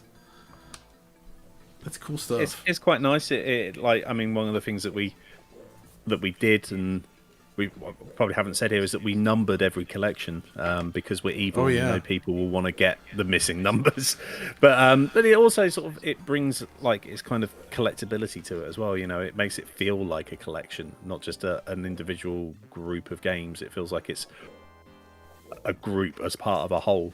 And that's something we really like. And the only reason we changed the colour, because the arcade ones are purple and the home console ones are red, is because we know there was a lot of people that probably wouldn't be interested in the home ones because they just wanted arcade. So we didn't want to make them feel like they were going to start at like 20-something. Oh, I see. Yeah, that I think that makes sense. So I just thought of a question actually. So we were just talking about game music, right? Have you thought of implementing like a bonus section for the games where you could listen to the soundtrack, look at posters, like kind of give a bit of a museum feel to the collections? Not per game yet, but that's something we could definitely look at. I mean, one of the things that we have looked at is obviously the UI menu has background music on it now, which the original handheld did not. So I've been looking at trying to get various game music from iconic sort of games that I'm able to get and license and try and get those into there as options or secrets or things like that. And actually having the game's music itself in there, if we can do it, we certainly can. I mean, most of the thing with music is just space, really, for a lot of that, because obviously it's got to be stored somewhere. So, well, I mean, you could potentially use. I mean, I don't know, M4. What do you think? Like, there's a lot of people have done a lot of those players that essentially play back the original game audio. NSF, VGM. Like, is that feasible on something like this? Elaborate a bit. Or okay, so essentially, like, let's say people would take like a soundtrack from like a Mega Drive game, and it would be stored and as what's the format for that? VGM. VGM. Yeah, and essentially, then you basically create like a music player that can read the ROM data and just play the music back. In theory, that's not too much of an issue. I could even add the emulator support to just run it headless, basically. The thing is basically how the platforms like PlayStation or emulators like PSP, SP use it. It's just they use the prepared assets that are directly on the card and just play it like it was prepared. So we basically would need to reproduce such a process. It's doable, like load it and maybe even load the save state and let that stuff loop, but include at one time it's quite expensive and it will make the menu navigation quite chunky because it will be laggy if you move and you need to start the emulator and stuff. But in theory, it's possible to read the ROM segments for audio and then do the sounds, but best was probably just to add spirit files. I mean, I'd love it though. I mean, can you imagine just sort of like negotiating the menu and just having the Midnight Resistance music just playing in the background? It'd be lovely. So we have a couple donation questions here and comments from folks. So from Donnie B, he says, "I'm used to sending these to Halolive Oshi, but I've always loved your content, DF, and I appreciate that. We're not quite Hollow Olive. I like that name, but you know, that's cool." And then Eric Benoit, he says, "You gentlemen should be commended. Talk about bang for your buck," he says. And I believe he's talking to you guys. So well, that's thank pretty you. good. And then we also have Andrew chiming in, asking, "How's the controller on this? Always the thing that worries me when buying the hardware." Yeah, Audi, you've been playing with it for the last hour and a half, so... Yeah, you can show it on your camera and I can talk about it. And I like it, but... It has a good form factor. It fits the majority of the games pretty well. The button mappings have been done very well per game. So, it's very universal across the selection that you created. So I don't have any issue, really. The D-pad's pretty good, actually. You can do quarter circles fairly well on here. The D-pad itself is more of the Mega Drive, Sega Saturn style, where it's like sort of the disc. Yeah, but it's also the issue. Basically, ergonomics are stuck in the last 2 decades. Basically, I have tendinitis in my wrist, so the controller is actually a bit of an issue for me. But actually, most controllers are an issue for that. The only controller I can actually use if my wrist is troublesome is Joy-Con, and only when it's detached. I can't use it connected then either. Oh. Interesting. If you suffer from intense wrist pain, Yeah. maybe look for other solutions. But that is where we've actually thought of that in advance as well. I mean, the D-pad, especially on the D-pad is top notch. it's great. It's one of the things that was one of the big feedbacks from the handheld was how good that D-pad felt. So we wanted to keep that and try and keep that into this new form factor. But we know that That's people cool. will have their own controllers. A lot of people who like retro games like to play their own And we things. added And support for them. we added Actually, support. that's true, right? Like on the VS, you can just plug in any number of USB controllers. Like it's not every controller, but it seems like a decent number of them. We Yeah, I mean, whitelisted a bunch. yeah, I mean we've got ones that we know definitely work. So your major consoles, PS4, Xbox One, Microsoft Windows, Xbox controller. I believe Nintendo Switch controller also works. But we know a lot of people use things like 8-bit Do. That's 8-bit right. Do controllers are fully supported, including the wireless ones. You just put the dongle into the front and it will work. A lot of the older MIDI console ones work as well. The 8-bit cool. Do arcade stick works. Retro-bit controllers do work now following the day one patch. And I believe we've You did actually it. just added support for the Astro City Mini arcade stick in there as well. Oh, I have that stick yeah. back there. I use it on my Mister.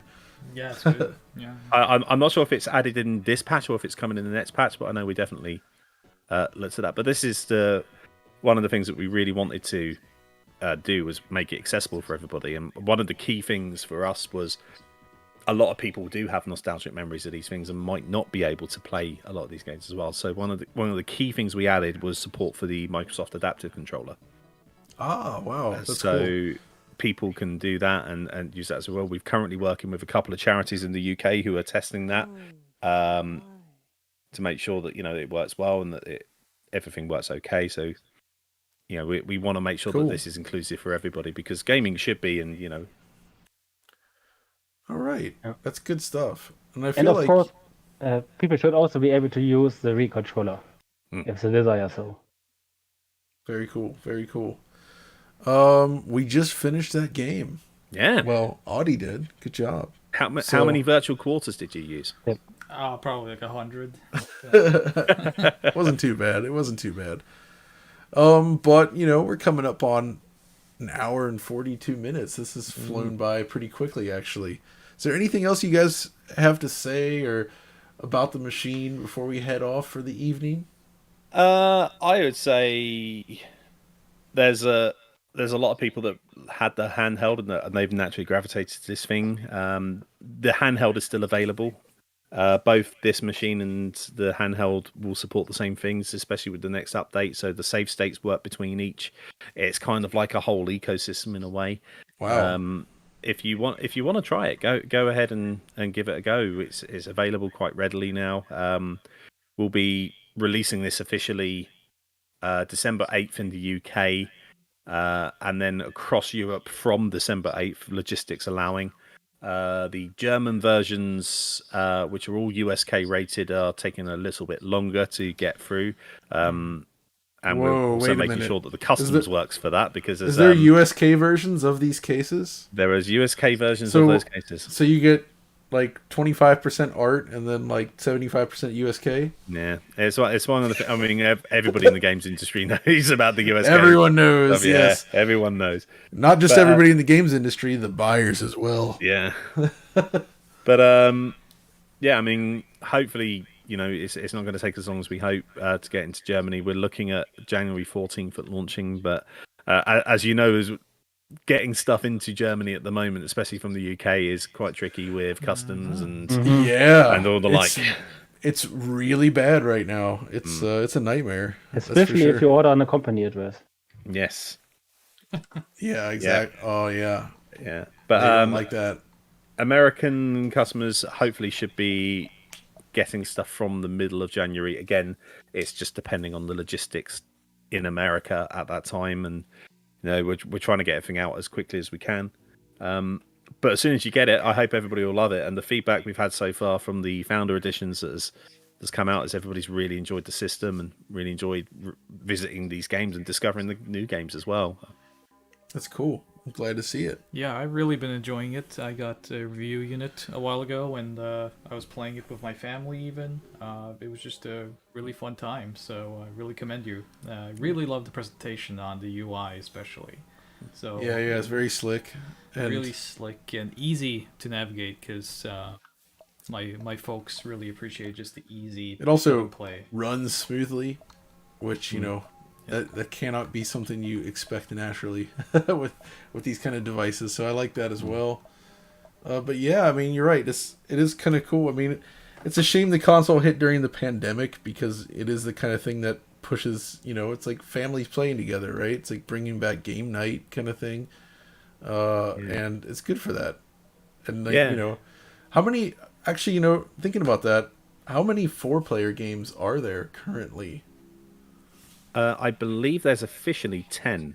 Okay, there's 10 4-player games. And if you press Y on the button now, on the controller, you'll be able to sort by year and also the amount. Oh, I see it. It shows it right there. So both of these Worms games are 4-player. Yeah. So there's the 2 Worms games. There's Warlords. There's a few Pass the Controller games that I think are 4-player. There's Combo Tribes is 3-player. Oh, that's cool. That actually supports it. That's great. And there's a couple of the homebrew stuff. Super Homebrew Wars 4-player. Justice Duel on Mega Cat 1 is 4-player. A couple of the Codemasters games on the Codemaster collection are 4-player because there was a previously unreleased tennis game that was on there, but when it would have been released, it would have used a J-Kart. So it's got 4-player support on that. Cool. That's awesome, actually. So there's a few, and obviously we're looking to add more as we go. Obviously, the one thing we want to do is make sure if we've got a game that it's not just going to be a game that you just play on the VS, because a lot of people will want to play it on the handheld. So we want to make sure that out of the collections you get, you've got something that's still a little bit enjoyable. But for the most part, I think most games, certainly in the retro era, didn't sort of just go straight into you can only play this. Yeah. I mean, if you're going to sell a game in the store or even in the arcades, they typically had the option, right? You could play single player or up to a certain number of players. But see, 4-player local co-op, or not just co-op, but versus as well, like that kind of stuff I really like still. Really great, it's super fun. I mean, it's one of the things, I said this at an expo earlier this year, is people, like, when we used to play these games when we were younger, whether we had siblings around, friends around, or whatever, we used to play these games against each other, like fighting games. We used to elbow each other in the ribs, to try and get an advantage or something like that. And that's part of the experience of a lot of these games. And it's nice to see that modern gaming is beginning to get local co-op a bit more in focus as well, and that's coming back a bit more. Yeah, because there was this period where everything was like, oh, it's always online, and you kind of saw the disappearance of the local stuff, and that's a shame. So it's cool to see more of that, and it's cool to see it here. So but it's actually worth noting that a lot of the 2-player games aren't actually a true co-op either, but either you just switch your turns basically, just playing some of these. Especially a lot of the older home console games. I think some of the Technos ones. There is a versus mode, I believe, on the Technos Double Dragon, the one that's on Nintendo, on the NES. Oh yeah, okay, that's right. The did have a 2-player mode, didn't it? Double Dragon on NES. The first one, it had a versus mode. Yeah, it was the versus mode. You couldn't play co-op in that one. No. Yeah. Unfortunately, that was a kind of that would happen again with Final Fight and Super NES. Yeah. Okay, I put in another cartridge just real quick. This is the the Atari one. So it's got a bunch of Atari stuff on there as well. Night Driver. There's actually a Night Driver machine at the that arcade nearby. That's right. What's the name? It's the pinball, and the flipper and computer spiel museum. Yeah. Yeah, they got. That game. Yeah. But look, you guys, you put a little graphic at the bottom. That's yeah. Well, cool. I mean, that was there on the original, wasn't it? Exactly. Machine, you have to insert coins with the select button. Yeah. So on this one, R1 is your accelerator. I'm just going to have to hold this once you've inserted the coin. I think you press start to go. Why can't Oh, I'm using the 2-player Yeah. controller. That's the problem. And you can also switch the roads. So, yeah, so you can select the difficulty because there used to be manual switches. But if it's R1 to accelerate, and then Yeah. X is your first gear, which you're automatically in. So then Okay. Y is gear 2. Okay. A is gear 3, and B is gear 4. So you just need to change them back to that once you eventually crash. Just gonna Because it will happen. now. So yeah, you have to go back to as if you're using it like a mechanical shift. That's cool, actually. I like this. Like this kind of stuff is like really basic and very fascinating, but it's really important, and so it's cool to see it sort of represented in this way. I mean, But this game looks cool on an OLED, by the way, or a CRT with that jet black background. Yeah. With like the white dots sliding across the screen. Go try the other vector games then. I think yeah, Lunar 'cause Lander. Lunar Lander looks pretty good actually. When we first did it, we had to use a lot of optimization just to obviously because it's obviously with lines and stuff. It can look a bit tricky, but it looks like you remember. Oh, yeah. And I like where we Liberated mentioned that as well. Yeah, Especially look at the font. It's all Wow. done via shader to improve. Because it was really, really bad, and especially on the handheld, you could barely read the text at all. That's really cool, actually. I hope it looks good on OLED. I can't do. touch that. I do remember somebody's actually sort of looked at these, and one of the collections they were least looking forward to was this one because they were like, "Oh, I've played all these games. I've played them thousands of times because Atari's been re-released quite a lot in various different things." And the moment they started playing it, they were like, "Actually, no, I really like this. I remember why I liked them a lot." And it's just because they're very simple, easy pick up and play games, but they give you that fun experience. Yeah, absolutely. Oh boy.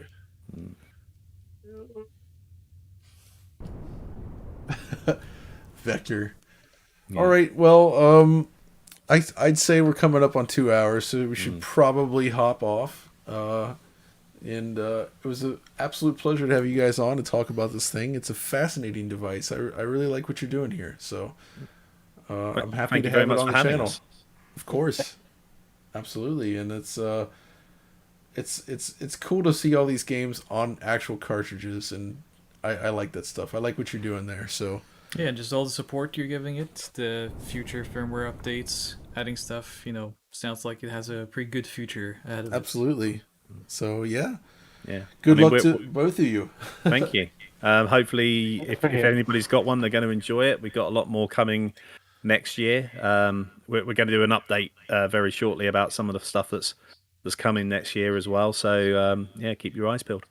All right. Well, that's going to do it for this live stream. We're trying to get back in the zone of doing some streams off and on. It's good fun. So thanks for joining me as well, Audi, since you're here in the same room on the webcam. So, and I'm sure we will see you again on another live stream and definitely in some upcoming videos, especially next week. There's some big stuff coming next week that I'm working on. Yeah. And actually we're all working on it. So Pretty much.